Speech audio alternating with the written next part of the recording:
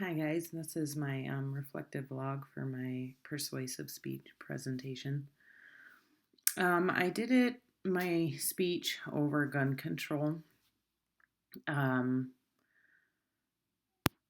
my feelings going into this were mixed because I am not a huge advocate for gun control. I came from a family with hunting backgrounds and whatnot. So I actually found that though this subject is controversial and has many resources to pull from, it was hard to get passionate about this speech, and I think it definitely showed when I gave it. Um, I didn't have personal experience and credentials to establish my ethos, but I did do significant research on it, and I used a lot of scholarly sources.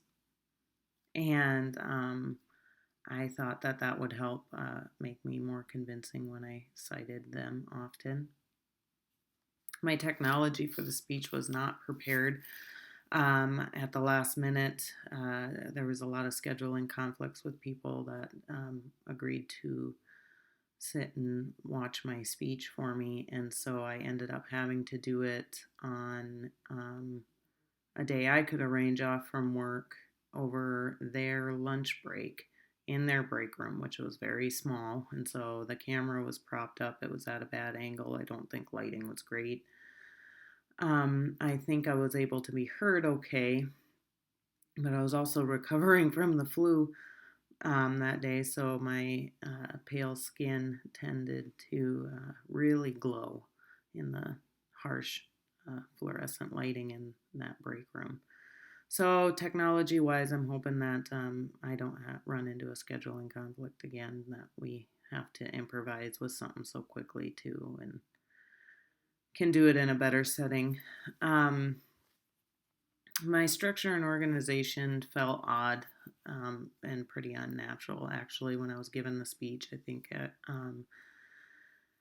Heather was actually quite gracious with the grade that she gave me because I don't know if it was because I was still not feeling well or because of my lack of passion for the subject, but it didn't feel like a very smooth running speech at all, and I felt like it was not convincing even for me. My audience, on the other hand, I had a luckily, I have a very right winged and a very left winged person in the audience.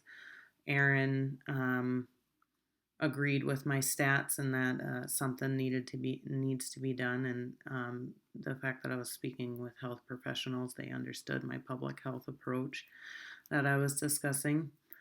But Dr. Praise, who was watching, is very pro uh, gun ownership and Second Amendment and all that. And so we joked that we would have to duct tape him and plug his ears in order to sit through this speech because he was even visibly having a hard time listening to what I'm saying.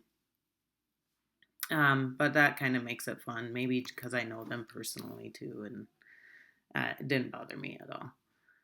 I think my strongest arguments in the speech was my statistics that was provided by NBC News. Um, for me, that uh, was the most uh, convincing for myself, even because, like I said, since I lack passion for being gung ho about gun control, but the stats are alarming in the U.S. and all our injuries and fatalities that are at the cause of a firearm. So that I do believe that a solution is necessary, and that public health approach I do believe in is the only way to go about it. It's not as black and white as get rid of guns or keep guns. It definitely needs to be taken into a broader, more expansive approach to trying to find a solution for a reduction in gun violence. I think I had logos, though I was tripping up a lot because I had stats suggestions to reduce those stats, and then the solution that I felt passionate about, which was the public health approach. So I thought that they fell chronologically pretty well. Um, as far as improvements, like I said, I had a lot of hiccups. I hate to have excuses for things, but it was kind of stressful. There was a lot of hiccups this time around. So I'm hoping that doesn't happen. And then also only make suggestions that I know that I can be completely excited for, because it was really hard for me to put this speech together. I kind of felt like I was even going against my convictions, which I can write a paper about just fine, but actually speaking about it's very difficult because I have to be convincing not only with my words, which are easy to doctor up on paper, but with body language and appearance and all that. I think it kind of emanated off of me that it was hard for me to believe even what I was saying. So I would never give this speech in a serious sense in public either. Um, the practice chapter, I think it was chapter 18 on page 159, stated in there to practice, as if real time, which usually when I'm thinking about, I kind of, even through a 12-hour workday, if I have a break in train of thought, I can sit there and think about how I'm going to structure something and what homework wise. And I've done that with my previous speech, and then that kind of always gets me geared up, ready to go for my speech. And then I kind of quietly, as I'm like around the house cleaning or something, go through how I'm going to deliver it. But with this one, I did follow what chapter 18 practice on page 159 stated. I didn't have an audience when I practiced, but I did practice actually out loud what I was going to say and with a stopwatch. So I think I'll probably keep doing that too, because I did that 2 or 3 times. And even though it probably didn't show very well in my presentation, it did help things run a little bit smoother for the real deal.